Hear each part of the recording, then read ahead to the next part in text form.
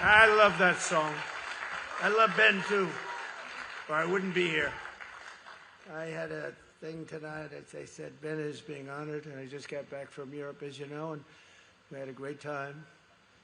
But I've been doing this for 4 nights in a row, and they do it very well, as you probably noticed. It's great.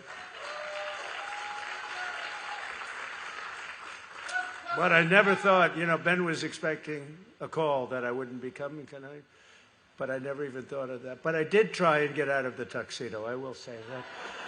Because I'm getting ready and I'm just about set to go, and they say, "Sir, it's black tie today." I say, "You got to be kidding."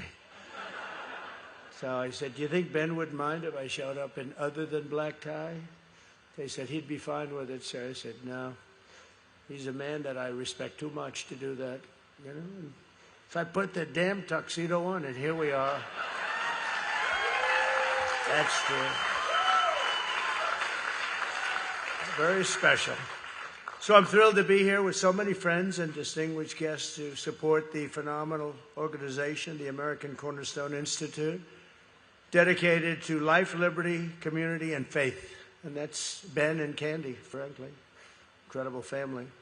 I especially want to thank the extraordinary patriot, American Cornerstone founder, Dr. Ben Carson. We know him as Ben, but he's doctor. He's a great doctor, one of the best.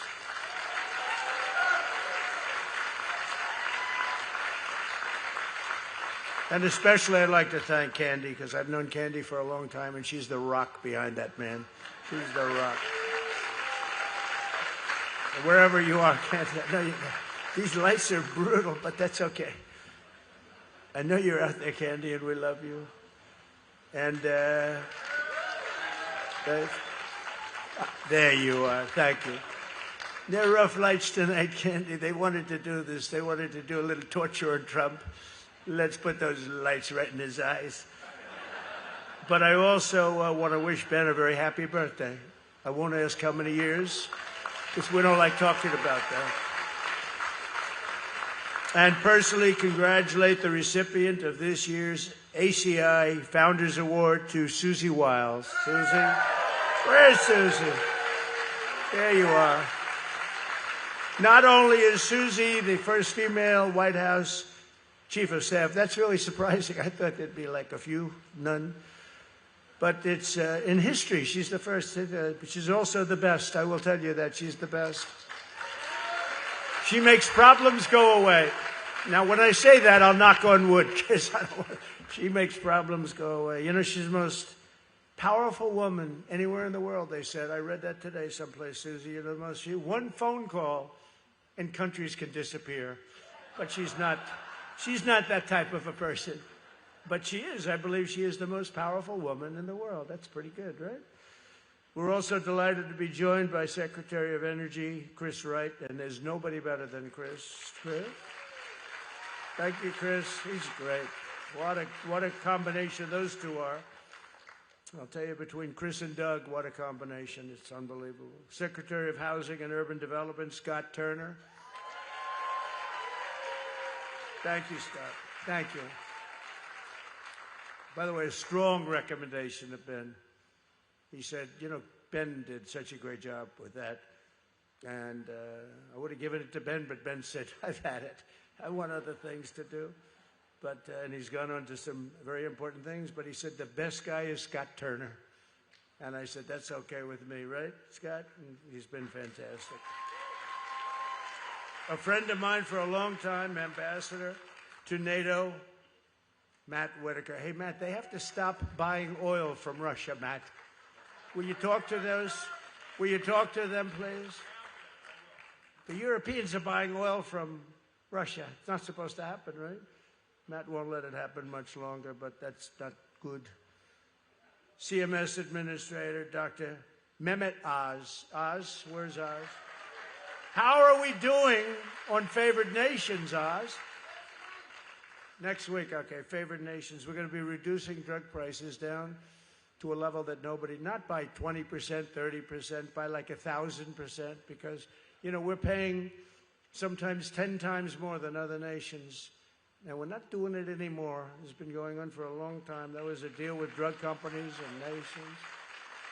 how to take advantage of the United States. You're going to see the biggest cuts in drug prices, which is going to be great for every aspect, Medicare, Medicaid, Social Security, everything. It's going to have numbers. I mean, we're going to literally be cutting prices by 500%, 600%. Drugs that sell for $88 in London are selling for $130. You know, think of it, $1,300 for, I call it the fat killer. I don't know if it works or not, but it didn't work for a friend of mine who called me. He said he's a very successful guy, seriously obese, seriously, highly neurotic, but a brilliant businessman. You need those qualities sometimes, you know. And he calls me up. He used to call me Donnie. Donnie. Now he calls me President, so he's come a long way. But he was in a hotel, and he was in London, and he sent down for, I guess it's Ozempic, which we call the fat drug. And he lives in New York in a beautiful apartment, extremely crude individual. He doesn't mind me saying that, as long as I don't tell him his name, because we know a lot of people like him, though, very successful, fat, neurotic, all the ingredients you need for success, right? And he said, President, you know, this is crazy. Doesn't affect him anything, but this is crazy. He said, in New York, I paid $1,300 for this thing, and here I paid $88. I said, what is it? You lose weight. I said, didn't work on you. Didn't work. But what are you talking? He said, it's $88 in London. It's $1,300 in New York. And while that money doesn't bother this guy at all, he's got a lot of money, but the concept bothers him. You know, like, what the hell's going on?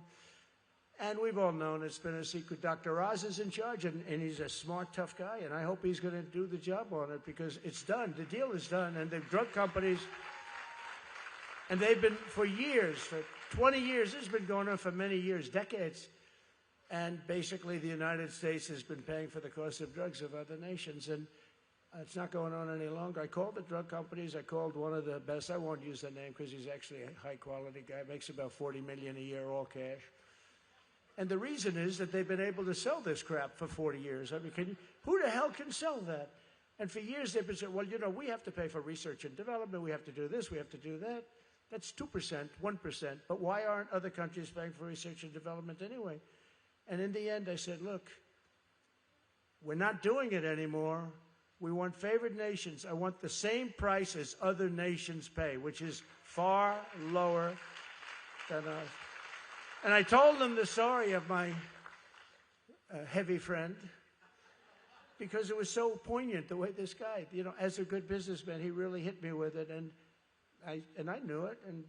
But they have such incredible lines. That's why they're so highly paid. They were able to get away with it. And this one particular man, one of the biggest, he said, sir, you're right. We had a debate for 30 minutes, and I was killing him. He couldn't respond to it. You know, why are we paying 10 times more than another country? Right next door, we have a country. People go there every month or 2 months to go buy drugs, rich people, because it's such a ridiculous thing. And I said, they're successful, and they get paid all that money because anybody that could sell this is damn good. They're amazing executives, actually. And this guy really did something that was good. He held up his hands. He said, half an hour, he said, sir, I can't do this anymore. I can't sell it anymore. We got to do something about it. It's very unfair to the United States. Isn't that great?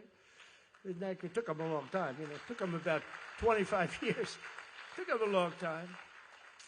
And we're not going to do that anymore. And if the nations give us a hard time, we're going to tariff them for the difference. Because, you know, the nations got all over the world. It's the world. We're talking about the entire world. So what's going to happen, Oz, is they're going to go up a little bit because the world is bigger than us. A little bit, like a lot. But it's the world, and it's us. So they're going to go up a little bit. We're going to come down a lot. And it's going to equalize. It's going to be a beautiful thing to watch. It's called favored nations. And we're going to be paying the price that the lowest nation is paying. And we're going to be getting drugs that would cost $80 someplace else, and we're paying 10 times that amount. I mean, they have one pill where it's $8 for the pill, and we're paying $79 for the same pill. And that's not even the worst example. So we have Dr. Roz is in charge of it, and I put him in charge because he's a very smart guy and a great businessman. Went to a wonderful school called University of Pennsylvania. Congratulations, Oz. Great place. Great place. I like it too, but I don't know. Are we coming after them too? I suspect so. I wonder how much Harvard's going to end up paying us, right? Going to be a lot of money. Going to be a lot. Columbia agreed to $200 million. Others have agreed to mass. You know, what they've done has been terrible. But he went to a great school where I went. And this is going to be earth-shattering. This is not like, you know, we're reducing it. One quick story on this, because it's so important. It's so big. It's going to be incredible for every one of our different programs, especially Medicaid, Medicare, Social Security, everything. But just, you know, if you look at it, I've been looking at this for years, and at the end of my first term, I was so proud. I was so foolish and proud, because I was the first president in 32 years who actually brought drug prices down. So I brought them down for the year. So the first time that this has happened in, I think it was 32 years, a long time, where the drugs started out at X and they went down during the course of the year. So after a 12-month period, and I was so proud of myself, I called a news conference. I said, ladies and gentlemen, I want to let you know that this is the first time this has happened in the history of our country for 32 years, I guess, but maybe longer than that. I'm proud to announce that drug prices for the year have gone down. And the people stood up. You know, the fake news couldn't care less. And they didn't get much of a charge out of it. But a couple of people went like this. Because I announced the amount, it was 1/4%. I was so proud. But now I'm going to bring them down 1,300%. Think of this. 1,000%, 500%, 200%, whatever, different. And I'm really proud of that. But at the time, I thought it was wonderful. I actually did something that wasn't done. I didn't think it was just a tiny little cut. But it was something at the time. But after getting to know the system is quite a system. And it's run by very brilliant people on the other side. And we're not going to let that happen anymore. We're not going to be the hospital for the rest of the world. We're going to take care of our country first, and we're going to help other countries also in other places. We have a lot of money coming in because of tariffs. You know, we have a lot of money coming in because of tariffs. If it wasn't for tariffs, we'd have a big problem. But fortunately, we've been able to stop the world from taking advantage of us through their use of tariffs, right? Sort of interesting. But also here's FDA Commissioner. He's going to be working with us on this. Marty McCary, who's fantastic. He's done amazing. He's done great. Thank you. He's done great. He's really amazing. And they're really working on it with Bobby. They're working on it. Bobby's so non-controversial. I wish we could get somebody who's a little bit more exciting in there. And but they're doing something. And I think we have, frankly, that's a big announcement. I think we have a bigger announcement coming. I hope on Monday, Marty. It's enough. We have to announce. We have to make the announcement. It's so big. We can't let people keep doing this. I don't want to wait any longer. We don't need anything more. And if it's wrong, it's right. It's not going to be wrong. But if it is wrong, it's fine that we have to do it. Because we're going to have an announcement on autism on Monday. Got to be Monday. I don't want to do it Tuesday, Wednesday, Thursday. And I think it's going to be a very important announcement. I think it's going to be one of the most important things that we will do.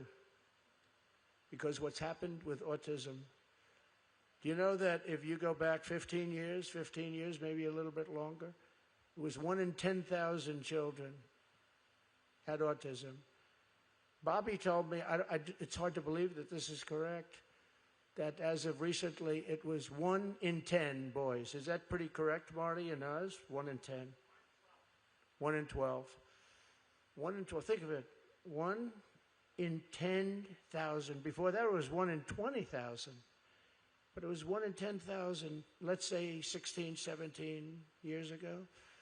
And now it's 1 in 12 boys, and girls are slightly higher. Not much, but they're slightly higher. It's so horrible. It's so horrible. And I think we have the answer. And I think it's going to be very strongly given, and we're going to do it on Monday. I'd like to do it tomorrow. Tomorrow we're honoring a great man, however, Charlie Kirk. We're honoring somebody that's been with us right from the beginning. Right from the beginning he's been with me. We had an army, and he loved what we were doing so much. He was such a great guy. He'd say, President, could you come tomorrow and make a speech? I said, tomorrow? He said, Charlie, I'm president. I mean, you got to give me a little notice. He said, well, would it be possible? They'd love to see you. Usually I tried to do it, too. He was unbelievable. He had just an army of young people. They loved him so much. I mean, they're devastated right now.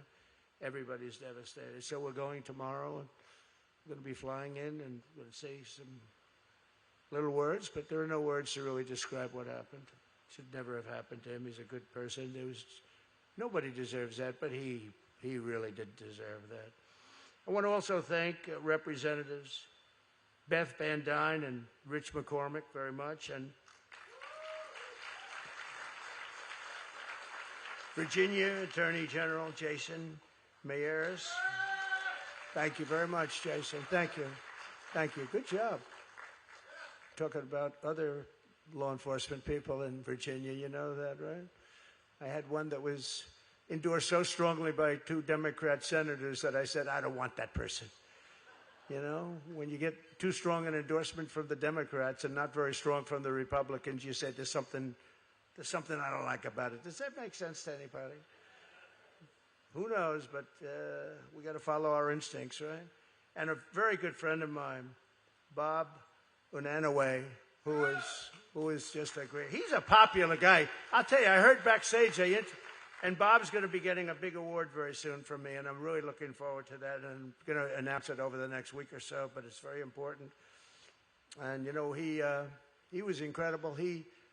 Right in the middle of the heat when we were going, they were going after, they wanted to impeach Trump, which they did twice, failed both times.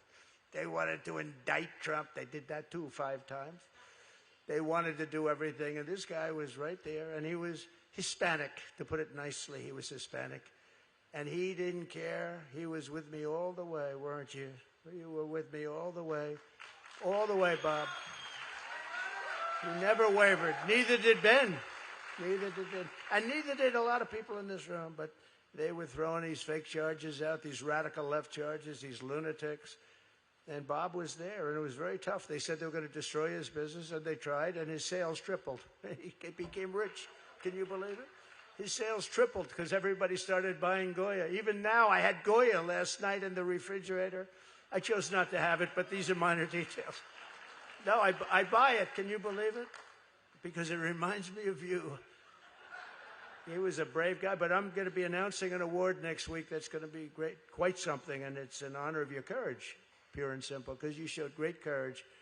You know, we won this Hispanic way. We did so well with Hispanics. There's never been anything like it. On the Republican side, there's never been anything even close. We won Miami. We won so many different places. And the entire borderline with Mexico and Texas, we won. I got a call from the governor. Do you know, sir?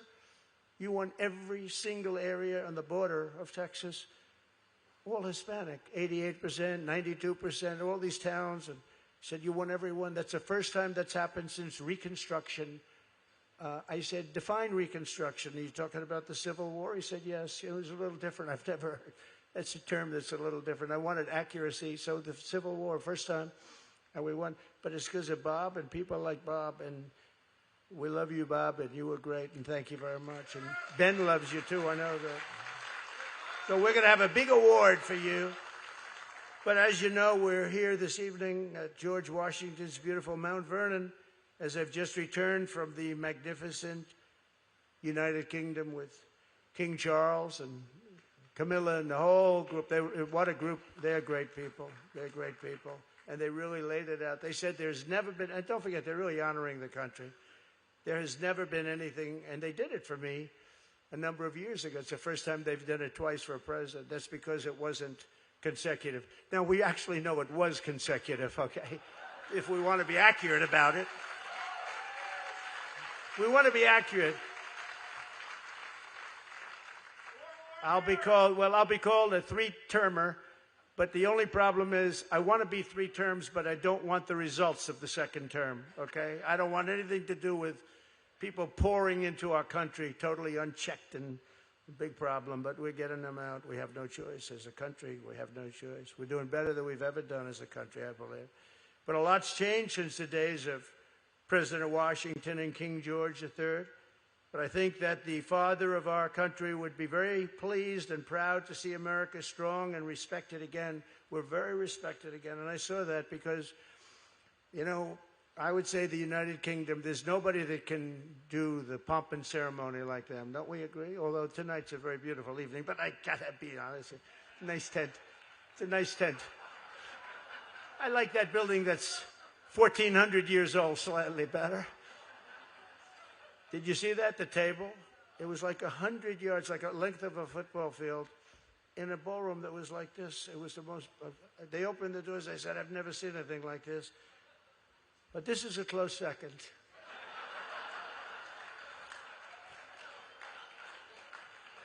I didn't see any poles holding the ceiling up yet. Let's see. No, this is beautiful.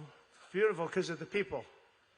And we had, by the way, everybody was there, every big business leader. That was really that was an amazing event. But it was respect for the country. It's the biggest event they've ever done of its kind. There's never been anything even close. It was.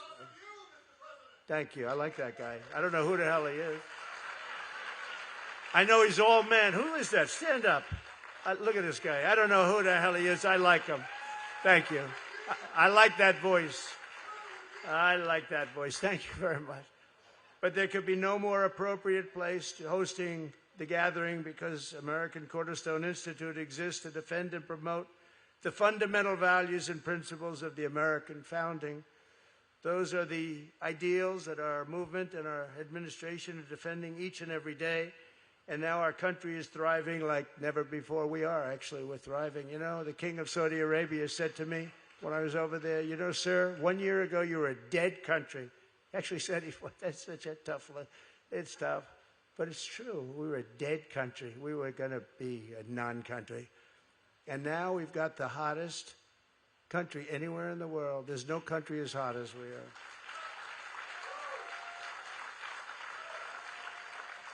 Under all 4 years of Biden, only $1 trillion of new investment came into the United States. So that's 4 years, $1 trillion. It's a little less than that.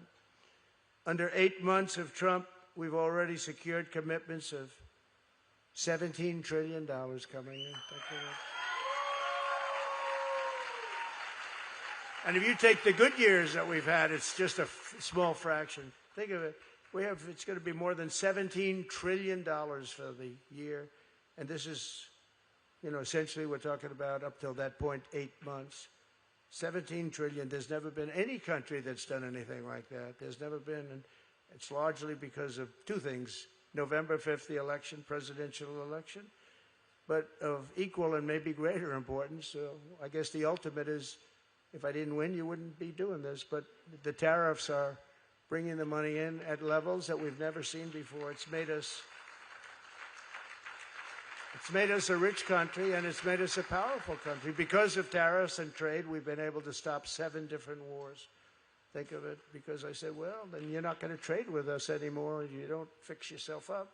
The stock market has just set another record. I think it's 48 times during this short period of time. We've reached new highs. And mortgage rates, despite a totally incompetent Fed chairman, too late. I call him too late. Jerome Too Late Powell. He's an incompetent guy. But he lowered the other day, lowered after. Too late. T-O-O, late.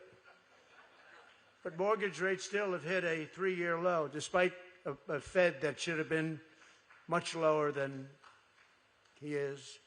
But mortgage rates, despite that, think of it. And the country is doing so well. When the stock market hits new highs, it just hit on Friday, the highest it's ever been. We're getting very close to a 50,000 mark on the Dow. That's pretty big, right? Look at all you happy people. I wouldn't want to be in the room if it were the opposite. First of all, the room wouldn't be here. I probably wouldn't be here. And Ben wouldn't be here either. We'd all be sitting home commiserating, right?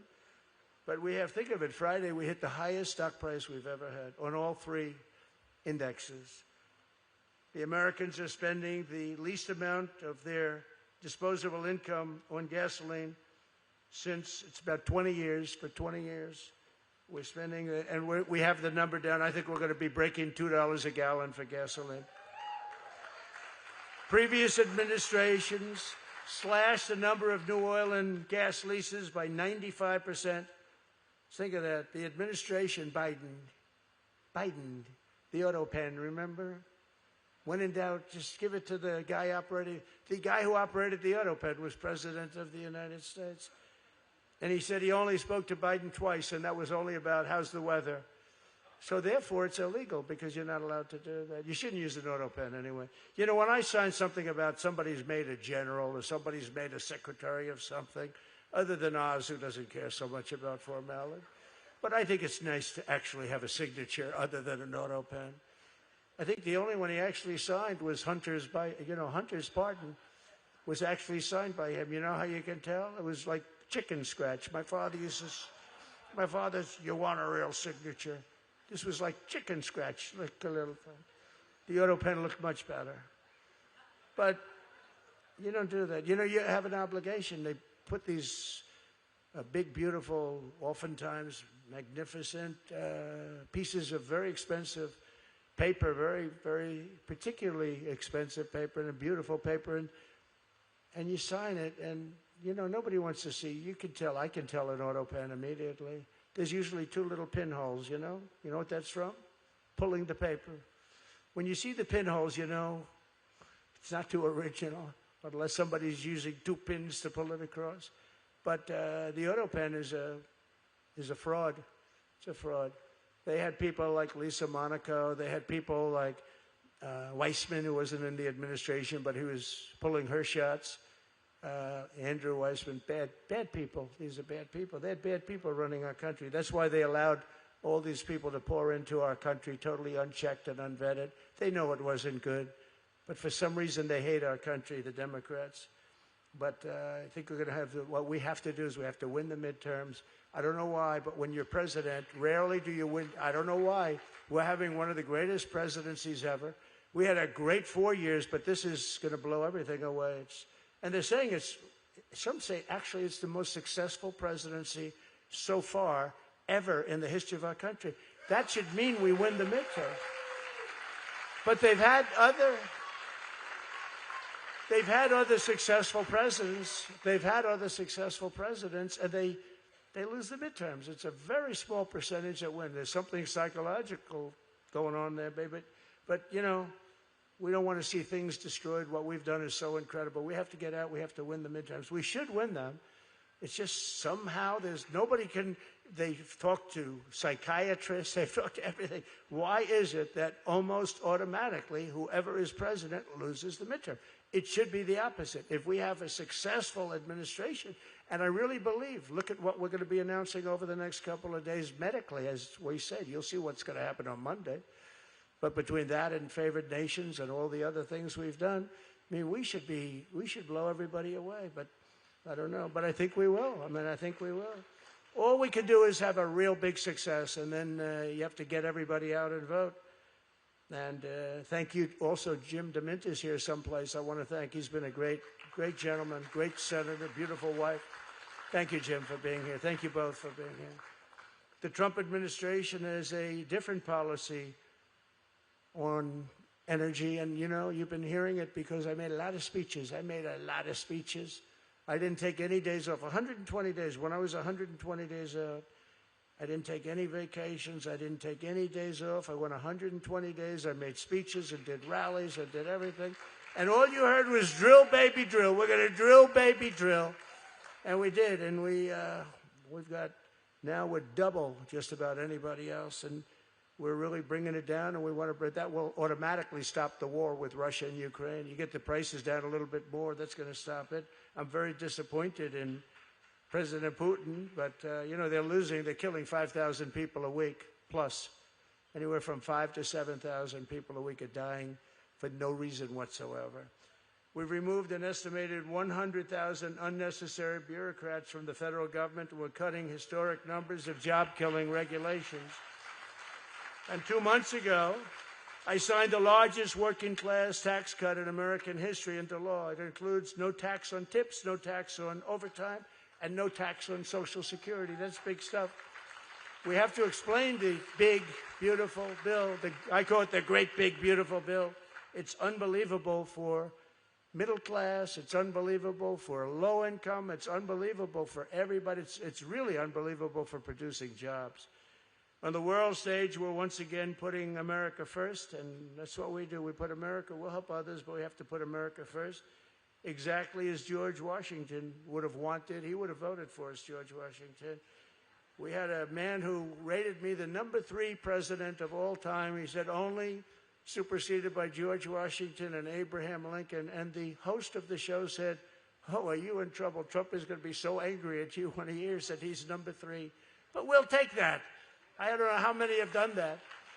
He actually said, George Washington, Abraham Lincoln, Donald J. Trump. I said, I like that guy very much. You know who he is. On the world stage, we're once again doing things, and we're just respected at, I think, a level that we've never been respected before. We're forging peace agreements, and we're stopping wars. So we stopped wars between India, Pakistan, Thailand, and Cambodia, and Thailand. I'll tell you, Thailand was, they were going at it hot and heavy. And these were wars that were not stoppable, most of them. Armenia and Azerbaijan, going on for years. They came to my office, the two leaders, two great guys. One was there 22 years, one was there 7. And they both said during the entire term of their office, all they did was kill people on the other side. And now they're sitting in my office, and they're at the Oval Office. It's pretty wide. And they had one over here, one over there. And slowly, over the course of about an hour, they came close. And at the end of an hour, we were hugging each other and holding hands. It was an amazing thing, and we settled that war. That was not settleable, as the expression goes. Cambodia and Armenia, it was just starting, and it was a bad one. Think of that. We have, let's see, Cambodia, Armenia. We have Kosovo, Serbia, Israel, Iran, Egypt, Ethiopia. That's a beauty. They built a little dam in Ethiopia that's like the largest dam in the world. And it affects the water going to the Nile. Would you say that's a problem? I would say that's a big problem. So with all of these things that we've done, think of India and Pakistan. Think of that. And you know how I stopped that? With trade. They want to trade. And I have great respect for both leaders. But when you take a look at all of these wars that we've stopped, and they said, so think, just look at that. India, Pakistan, Thailand, Cambodia, Armenia, Azerbaijan, Kosovo and Serbia, Israel and Iran, Egypt and Ethiopia, Rwanda and the Congo, right? We stopped all of them. And 60% of them were stopped because of trade. Like with India, I said, look, we're not going to do any trade if you're going to fight. And they have nuclear weapons. I stopped. And then I was told that if you can stop Russia and Ukraine, you should get the Nobel Prize. I said, well, what about the 7 others? I should get a Nobel Prize for each one. No, they said, but if you stop, think of that. But if you stop Russia and Ukraine, sir, you should be able to get the Nobel. I said, I stopped 7 wars. That's one war, and that's a big one. But all of these, actually, that was the one I thought would be easiest for, because I have a good relationship with President Putin. Disappointed in him, but I do. I thought that would be the easiest one, but we'll get it done one way or the other. But I also obliterated Iran's nuclear hopes by totally annihilating their enriched uranium. And I'll tell you what, those planes, those beautiful B-2 bombers, those beautiful, we call them wings, we just ordered 20 more of them, the updated version. We don't need an updated, just give me the same one. The job those pilots did, they flew for 37 hours back and forth They had to refuel. We had 52 tankers, big tankers. How would you like to be flying a tanker knowing that if you get hit by a little bullet, that's not good things happen to those tankers? Those people are brave. When I met the tanker guys, I had them to the office. We had the pilots, a lot of the pilots, and even the mechanics. I said, I want the mechanics. But I said to the tanker guys, how do you like flying around with hundreds of thousands of gasoline in that big thing? But they're brave people. They're brave people. But there was no stopping. They flew. It was about 17 hours one way, and then they hit at the dark of night with no moon. It was dead, and every single one of those bombs hit its targets. It was absolutely amazing, and they're heroes. And when the pilots went in, they came into the office, and I met them, and they're all great-looking guys. They look like Tom Cruise. Actually, they look like Tom Cruise. But they're all great-looking guys. I would have said Tom Cruise, but, you know, he called me about something recently. He was such a nice guy. I'm not going to say it. I'm just saying he's a hell of a looking guy, but these people are great. But they said, sir, you know what? For 22 years, we practiced this mission.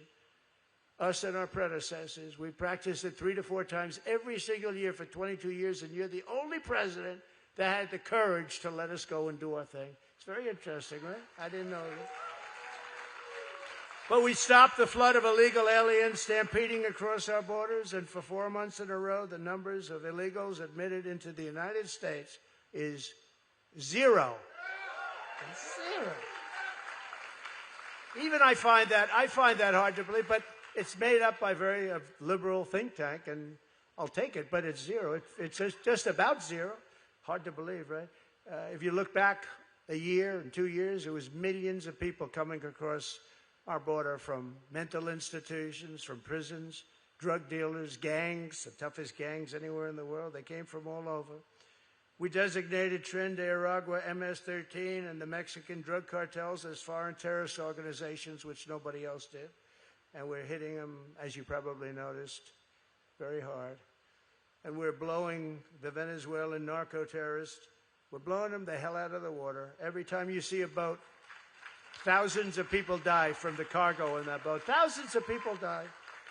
And then the radical left say, oh, this is not nice. Well, thousands of people are dying because of those boatloads of drugs, fentanyl, and a lot of other drugs. We're restoring law and order to our cities and towns, including our nation's capital, Washington, D.C., where you can now go out to have dinner. That's right, here we are. You can now, what is the difference? I was at a deal today, and I'm in the car, and I said, ride me right through Washington. I want to go right. The parks were groomed. There was no trash. There were no tents. We had no tent cities. It was clean. It's going to look even better in 6 months to a year. We're going to change the medians that are rotted. We're going to get rid of the little potholes. But even it looked, Susie, it looked beautiful. It was so different. Nice weather, nice day. The grass was going to, some of the grass I'm not going to have to change. I thought I was going to replace the grass all over. This grass looked good. It looked so good.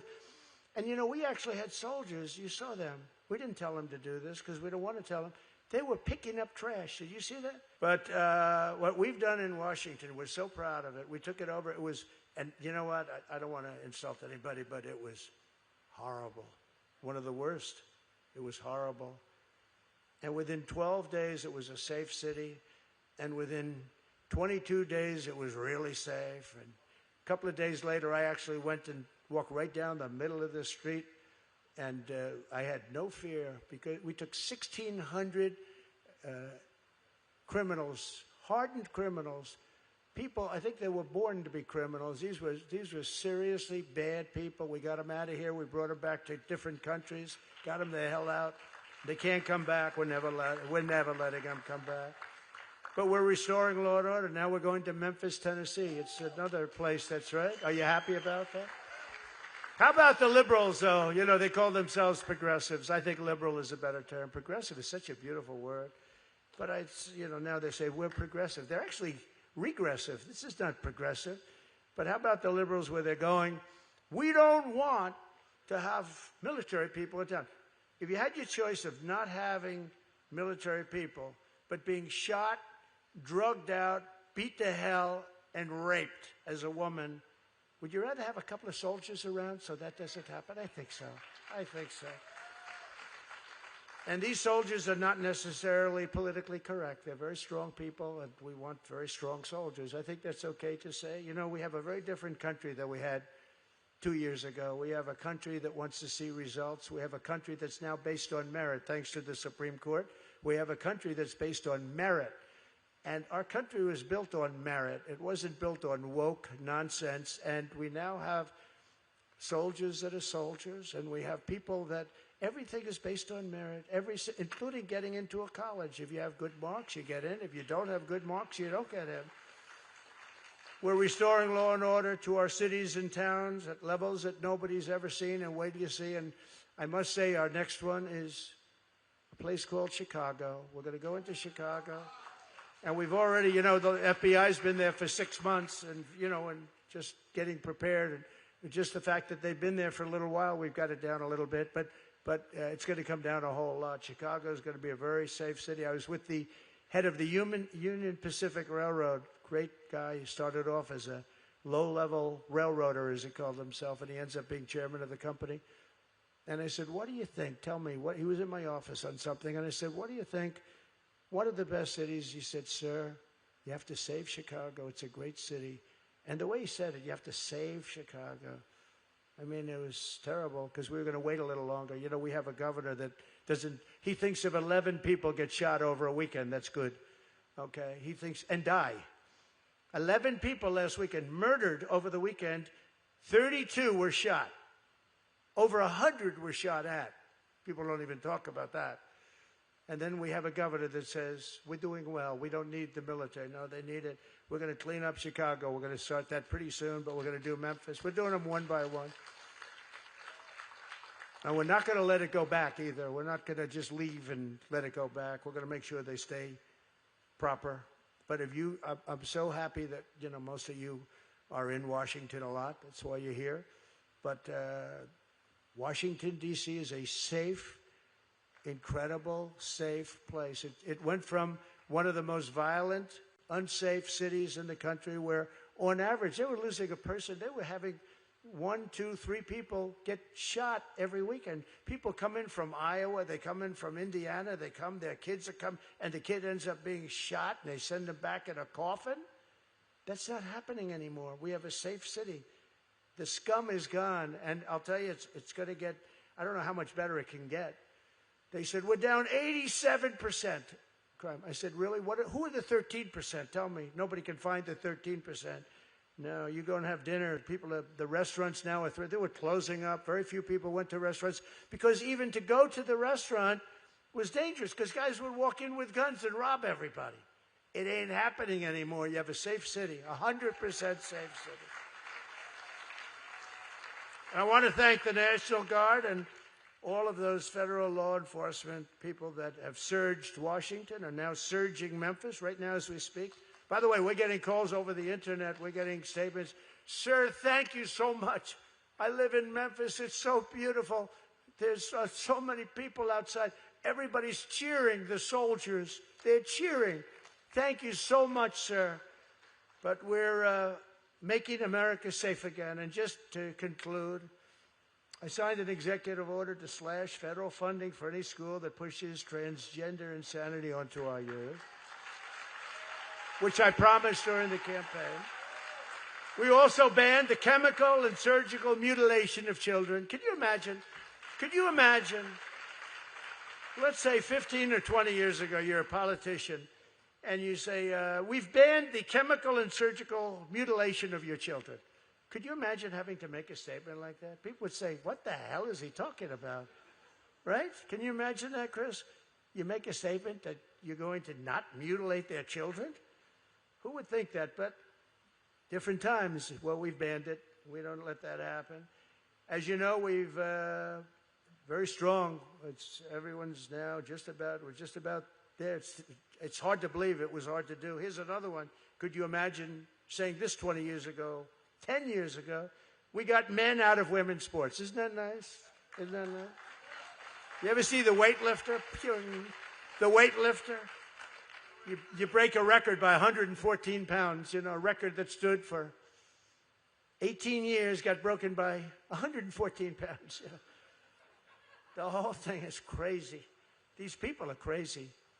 And we're going to have a hard time extending, because no matter what, if they got every dream, every single thing that they ever wanted, which are all bad things, nobody would want that, non-common sense things, they won't extend anything. They won't vote. You won't get a single vote. The only thing I do respect them for one thing, they stick together. But their policies are so bad and so sick, and they're afraid to be individuals. They just go with whatever the party tells them to go, and it's all the stuff that's, you can't get elected with it. So we had a great vote in the House. The Republicans voted good to extend. But the Senate, we need 60 votes. We have 53 senators. So, you know, you're going to have, we have a problem because these people are crazy. The Democrats have gone, they have a serious case of what's known as, which is actually a disease, I think. They're going to put it down. Are they going to list that? Dr. Oz, are they going to list, you know what I'm talking about, right? Trump derangement syndrome. Is that? Why don't we list that on Wednesday? Let's do the more important ones first. No, it's a serious disease. It's a mental disorder. Trump derangement. Yeah, that's right. It's no, it's a mental disorder. Trump derangement syndrome, and they've got it in levels that have never been seen before. But that's good. That means we're doing the right thing. I made it the official policy of the United States government that there are only two genders. I think Jim DeMint will like this. Men and female. Are you okay with that, Jim? I don't know. I think Jim's very upset about that. Who the hell can be upset? We got rid of the sinister Johnson Amendment so that pastors can speak the truth. Not only pastors, people of religion can speak the truth, everything in their heart. I also ended the weaponization of law enforcement against religious believers, as you know, and pardoned the pro-life activists thrown in jail by the very angry, mean Biden. You know, Biden was always a mean guy, but never a smart guy. You know, even you go back 30 years ago, 40 years ago, he was a stupid guy, but he was always a mean son of a bitch, you know. How's it working? Not working too well for him right now, as it says. So when you start feeling sorry for him, remember, he was a bad guy. And I created the first ever Department of Justice task force to eradicate anti-Christian bias. And we're bringing religion back to our country. Religion is coming back to our country because you can't be a great nation if you don't have religion. I really believe that. There's got to be something we're doing this for. And to support parents' rights, we're also fighting very hard for school choice. We just got it in the great state of Texas with the governor and lieutenant governor. And we've created a massive tax credit for school choice scholarships so that you can send your child to a school that shares your values. It's a big thing, school choice. I want to congratulate the American Cornerstone Institute, very important, on the Little Patriots program. That's a great program which is devoted to ensuring that young people are taught to love America as much as we do. We love America, or we wouldn't be here tonight. I certainly wouldn't be in a tuxedo tonight. And as you know, next year we'll be celebrating the 250th anniversary of the American founding, 250 years.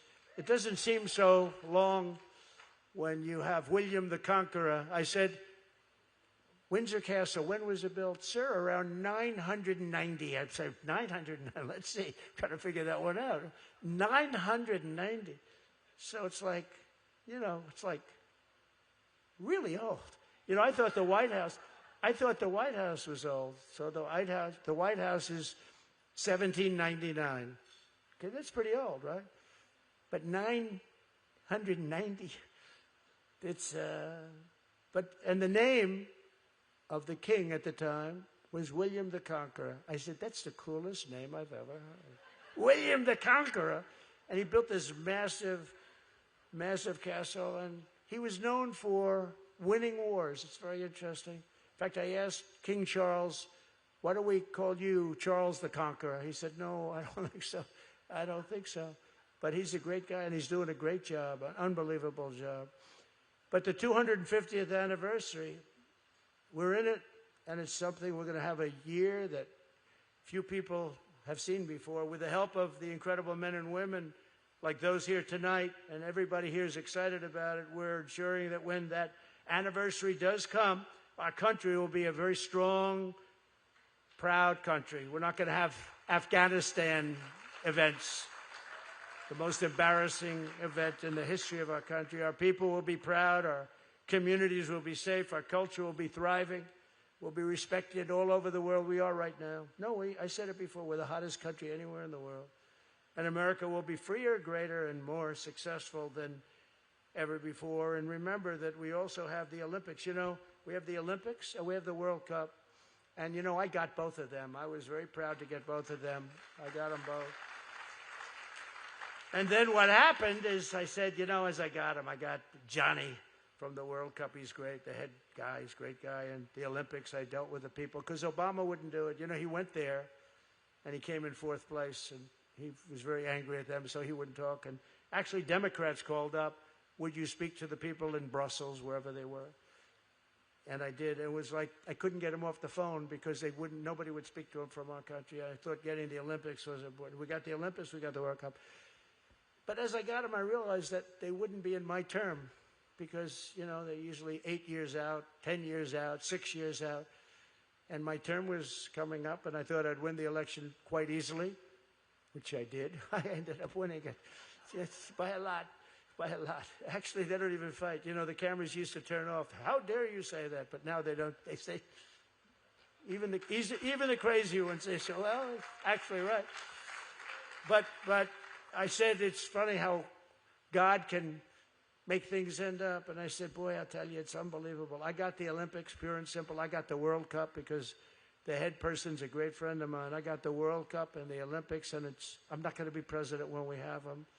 And look what happened. They screwed me on the 2nd election, and I got it in the 3rd. And lo and behold, we not only have the 250th, we have the Olympics and the World Cup. So you never know how things are going to turn out. But I want to thank everybody for being here. I want to congratulate American Cornerstone Institute. It's been amazing, the job that Ben's done. And I have one final thing to say, and this is maybe outside of what I said medically, and watch what's going to happen next week. But outside of that, this is the most important. And he's a part of the medical, too, because he's truly a great doctor. But we are going to be presenting Dr. Ben Carson with the highest civilian award and honor in our country. It's the civilian version of the Medal of Honor, which is our highest military award. It's the Presidential Medal of Freedom, and we're going to have a ceremony at the White House honoring Dr. Ben Carson, the Presidential Medal of Freedom. Congratulations, Ben. Congratulations. And everybody, thank you very much. We much appreciate it. Congratulations, Ben. He didn't know this. He didn't know it. I hope he's happy. Thank you very much, everybody. Have a good time. Thank you.